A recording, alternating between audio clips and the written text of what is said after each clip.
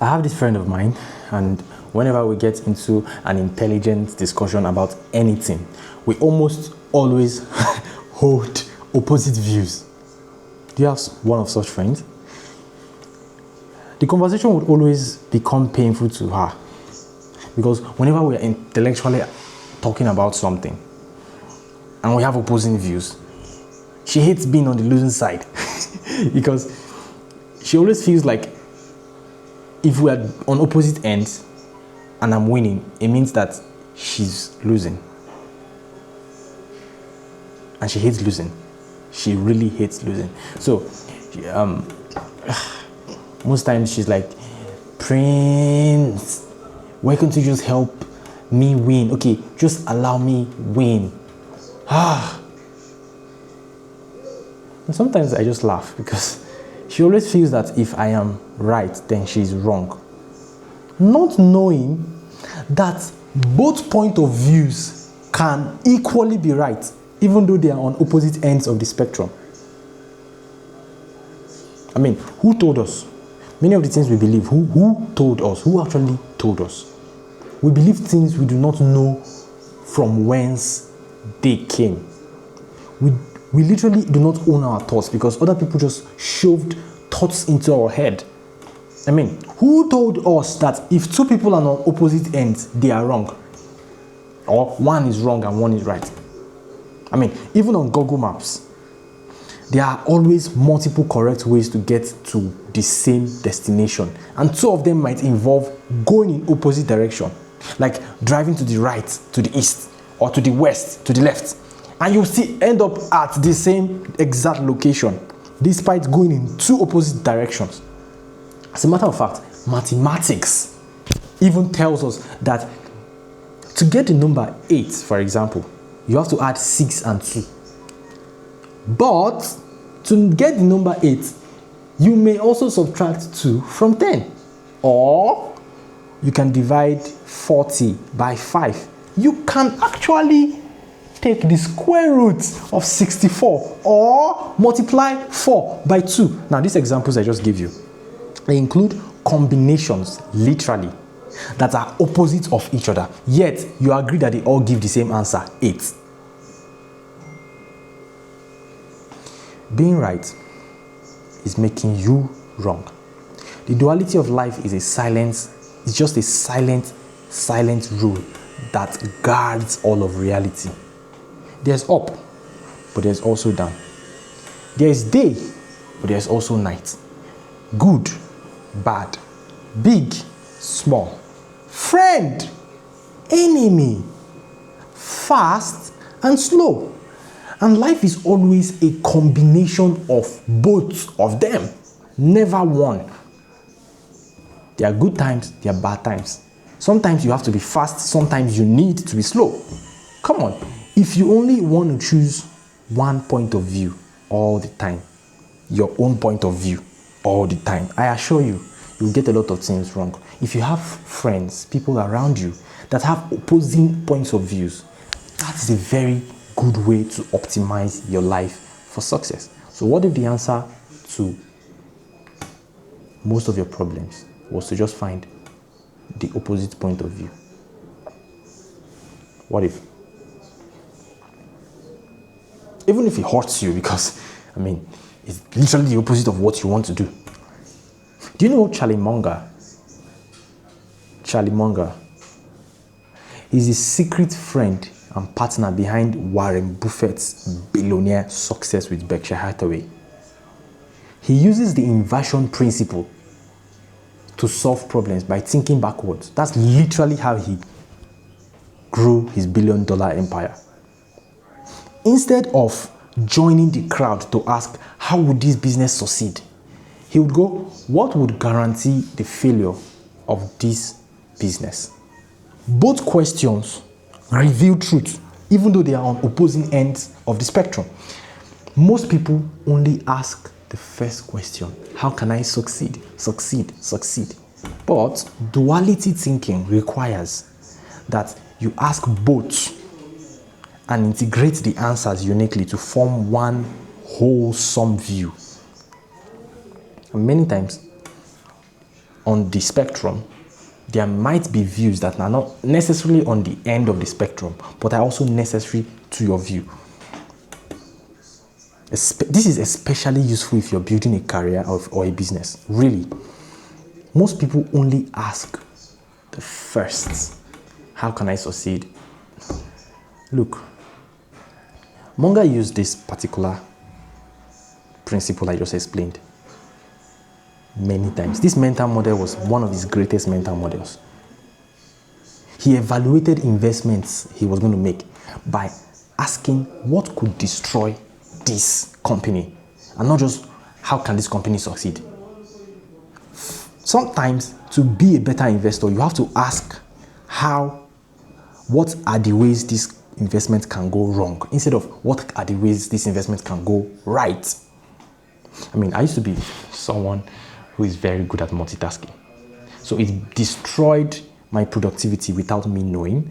And it was not until I noticed that I couldn't stay in one thing for 5 minutes. Some of you are like that. You're probably like that. I'm probably speaking your own life right now. You can't stay on one thing for 5 minutes. Despite the fact that multitasking has been marketed as a good thing, it is not. It destroyed my productivity. It hurt me to start learning the opposites of multitasking, because I had built so much track record with multitasking, gotten so much success with multitasking. I didn't realize I needed to start doing the opposite. And so it hurt me. But I assure you, that focus is now my biggest advantage. Good luck defeating a girl who is focused in this Gen Z generation that is full of extreme distractions. Every single thing is trying to pull your focus away. Good luck beating someone who is focused. Someone whose strength is focus. And the crazy thing is that some of these distractions are literally going to be disguised as business opportunities and new ideas and career advancements. They look good.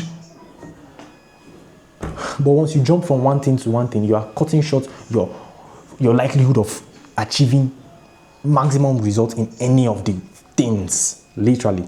Abraham Lincoln was famous for the team of rivals. That guy was a crazy guy.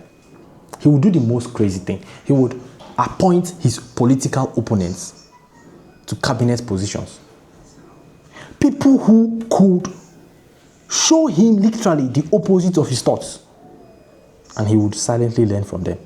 Now, I don't recommend doing something like that. Do not surround yourself with your enemies, even though the Bible famously says, God will prepare a table for you in the presence of your enemies. But it still feels quite risky to surround yourself with your enemies. But Abraham Lincoln did that consistently. The point is, resist the urge to allow your cognitive biases stack belief upon belief upon belief to reinforce your point of view so much that you can't consider the exact opposite, and how that the exact opposite of what you are currently thinking may be the actual solution. You are not always correct, and the need to always be correct is what makes you wrong most of the time. This rule also applies in physics. Yeah. There was a guy, a scientist, rather a quantum physicist. His name was Niels Bohr. Now, he had a strange complementary principle. He argued that light travels in both particle and wave. And that depends on how you are seeing it. There's a way you can look at light, it travels as a wave. There's a way you can look at light, it travels as particles. And he explained that this thing is not sometimes it is particle and sometimes it is wave. It's actually both simultaneously. That duality till today is one of physics' greatest unsolved mysteries. How can one thing be two opposite things at once? And it shows the actual nature of reality. There's always going to be night and day. There's always going to be planting and harvest. Two ends of the spectrum. Constant.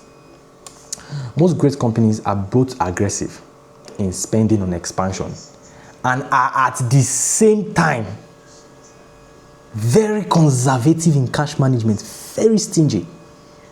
Remember that the next time you think the opposite of what you are doing has to be wrong. No, it may not be as wrong as you think.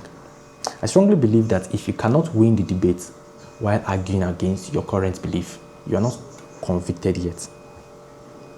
So as a Christian, if I cannot argue with a Christian while posing as an atheist and win that debate, I'm not okay, what if you were born in a Muslim home?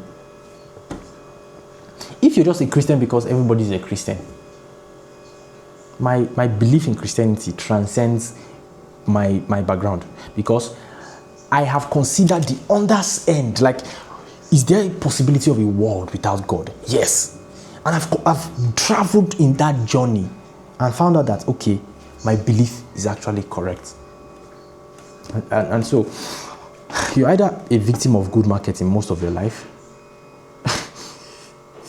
because other people would create beliefs that you cannot possibly imagine could be wrong for you, even if it is right for everyone else. Or you're a victim of your own cognitive biases. Go study on cognitive biases and you just realize many of the things that have probably been ruling your life without you knowing. There's a guy called Scott. Literally, his name was Scott Fitzgerald. I think Scott Fitzgerald, something like that.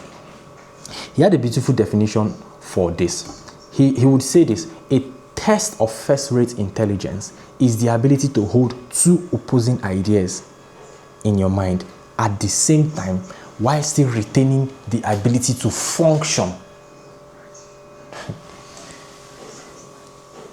Two opposing thoughts and still function with conviction on one.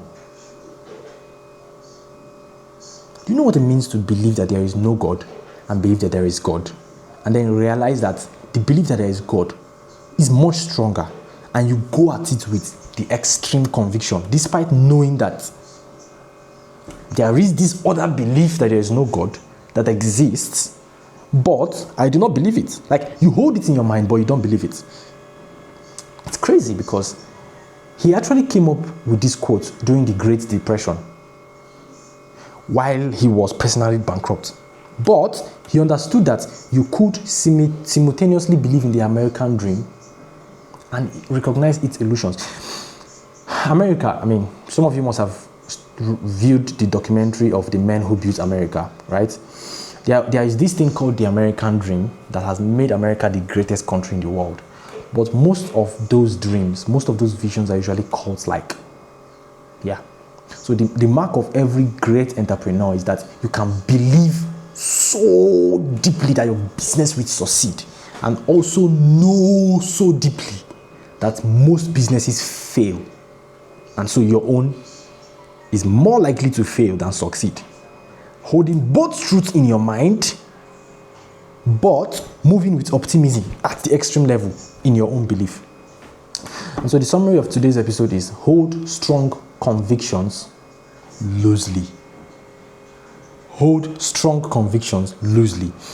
Like, believe to a point of extreme delusion that your position is correct. Remain open, however, to being wrong, knowing that as you grow, you will get better.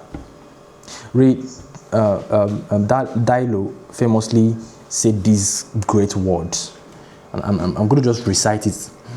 If you don't look back at yourself from 1 year ago and think, damn, how stupid I was a year ago, then you must not have learned much in the last 1 year. What this means is that you should look back and realize how wrong you were, how much stupid you were. And so 1 year from now, you will look back on today and realize that most of the things you believe are actually wrong. If you learned, that's literally proof of intelligence. And so I'll just end this with 4 different statements from the richest man in the world, Elon Musk. Number 1. This one was from a 2013 interview where he said, seek negative feedback, particularly from friends. Hardly anyone does this, but it is incredibly helpful. Then I also love this one. I think it was from, I love this one where he said, it's very important to have a net negative feedback loop where you are constantly thinking about what you've done wrong and how you could be doing better.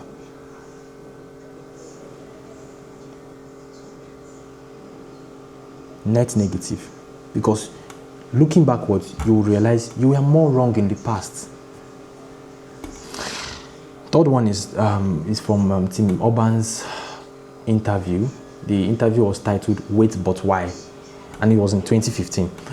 He said this: you should take the approach that you are wrong, and so your goal should be to be less wrong.